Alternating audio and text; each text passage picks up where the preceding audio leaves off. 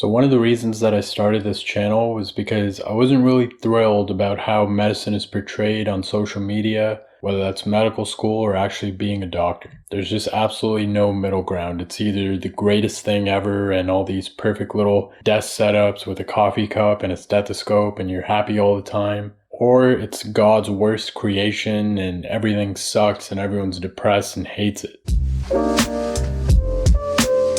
And like most things, the truth is generally in the middle. Now, I will say medical education is far from perfect, and you could say that about the entire education system, but it's not the best thing ever, and it's not the worst thing ever either. So in terms of what makes it hard, let's actually look at what you're giving up in order to pursue medical school and become a physician. The first and most valuable thing is your time. It's going to take you a very long time to become a full-fledged attending doctor. For the most part, you're looking at 4 years of high school, 4 years of undergrad, university or college, 4 years of medical school, and then a 2 to 7 year residency followed by fellowship if you want to do that. That's a very long time, and assuming you followed a traditional path and you got into med school on your first try and you got the residency you wanted on your first try and everything went according to plan, you're in your early to mid 30s before you ever make a doctor paycheck and before you're ever a full-fledged attending doctor. Now during this time, there's also the money sacrifice, both in what you're paying and what you're missing out on. So university, you're going to be paying for that degree, and more or less it's a means to an end to get into medical school for people who are hell-bent on just going to med school and don't want to do anything else. And then you're going to pay hundreds of thousands of dollars in medical school to go through those 4 years. And eventually when you do start making money, it's going to be $50,000 to $60,000 a year as a resident, which isn't terrible, but for the amount of time you put in and how much you're going to be working, especially for certain specialties, it's not very much. Now, like I mentioned, that's just the cost that you pay, but there's also an opportunity cost for everything that you missed out on during that time. A lot of people that you grew up with who maybe followed a more traditional road and just got a job straight out of high school or more commonly university, they've already been making money for a few years and kind of building up their nest egg, and you can kind of feel like you're a little bit behind. The grass always seems greener on the other side, but it is a factor to consider that if you're going to spend your time doing one thing, you automatically get rid of the opportunity to do anything else.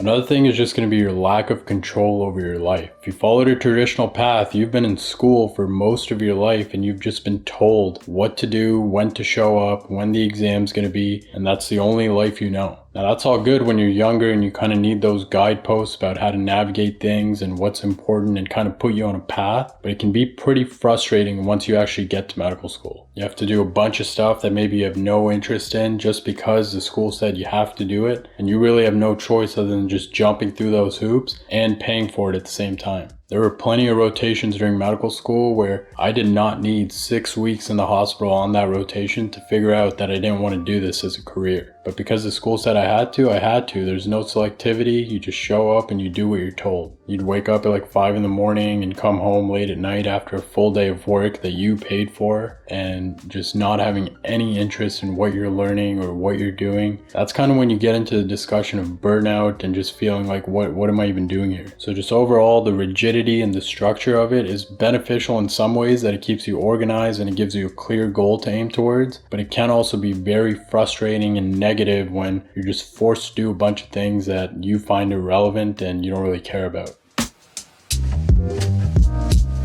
Now the next thing that makes it hard, it goes without saying, there's just a lot to learn. In my opinion, for the most part, what you're learning isn't particularly hard. The concepts are fairly simple to understand. The hard thing is the volume of information and eventually putting it all together and being able to apply it. Now there's ways for you here to learn efficiently, figure out how to study and just what works the best for you, and obviously manage your time well. But more or less, this one's probably less controllable just because the human body is just that complex. There's just so many parts to the human body and ways that things can go wrong. So naturally, it's just a lot of information. You have to figure out a way to get through it all. Now, if you are a medical student, you're going to be one soon, be sure to check the description. We're working on a free medical education platform that hopefully helps you guys out.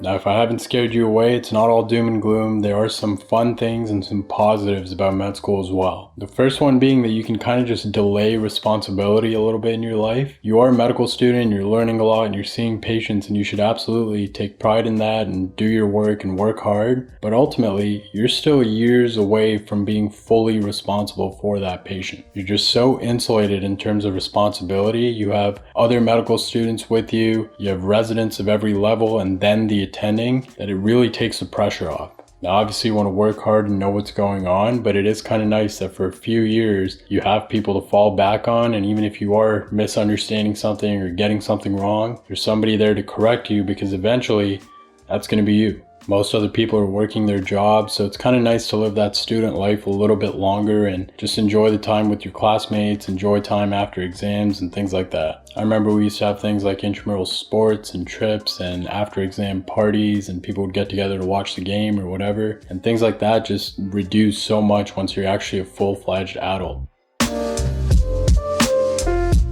Now also, despite all the changes and negativity around the field, it is still a very stable and highly respected job. A lot of people, including me sometimes in the past, when we complain about being a medical student, it's important to watch who you're comparing yourself to. It's easy to think, oh, I could be somewhere else and making money and be on with my life and I don't have to do any of this crap. But realistically, the outcome for most people, not everybody, but most people, you'd be working some 9 to 5 somewhere, probably making less money and ultimately having less time than you do now. People love to think that just because they're good at one thing that they're automatically going to be good at everything that they do. Now, you got into medical school and you should be proud of yourself. That's a difficult thing to do, but that doesn't automatically mean that you would be the next Facebook founder or the best computer engineer or the best software mogul. Like, it doesn't mean any of that. Like I said, for most people, the alternative is some 9 to 5 job at a company that you do not care about. So even though it's not perfect, it is important to remember that the end result in many ways is still worth it. The stability that a job in medicine offers is almost unrivaled, because there's always going to be sick people, unfortunately, and we're going to need people to take care of them. People love to bring up examples like, oh, one of my friends is some software engineer making like $400,000 straight out of school. And that might be true. I'm not saying they're lying, but that's the rarity, and that's not very common amongst other careers. Now, don't get me wrong, there are other ways to make money that are better than medicine, but if you like the other aspects of being a physician, the rest of it is kind of just something you have to put up with. Now, the other cool thing about medicine is that it's such a collaborative field. It's not at all taught in the way it's actually practiced. In real life, you have experts in their field constantly asking other people for advice, seeing what they think, and learning from one another. That's not very common in other careers.